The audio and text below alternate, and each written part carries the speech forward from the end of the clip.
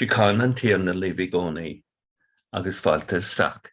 The peace of the Lord be with you always, and you're very welcome to Suantraí Íosa, where we're looking at the readings for tomorrow, Tuesday the 17th.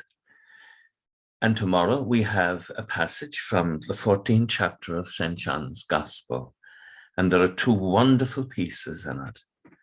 The first piece, I bequeath to you, my own peace I give you, a peace the world cannot give. This is my gift to you. Do not let your heart be troubled or afraid, or don't let your hearts, it's the plural, speaking to all of us. And I can remember in my teenage years, in the troubles of being a teenager and that searching for peace. My mother had died. We were looking after my little brother. My father was, on occasions, suffering from grief and ill health. That peace that I longed for, that I found in the daily Eucharist, I valued above all else. He said, bequeath you, this is my gift to you, Jesus says. And that meant a lot to me, because it means you don't have to earn it. God gives it to us freely, even though we don't deserve it. And that's for certain.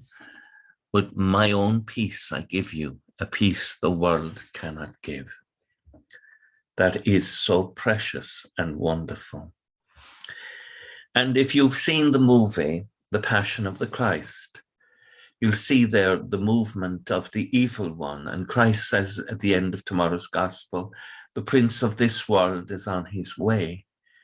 He has no power over me, but the world must come to know that I'm doing exactly as the Father has told me.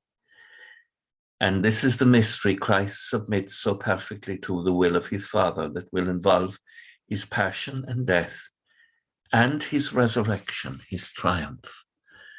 And the world must know that it's in obedience to the Father that we find the way into that wonderful peace, not in self-will or in seeking the things of this world, but in seeking to be in union with God, our Heavenly Father, as a family, as a community, as a pobble day, a parish, that we live in union with God.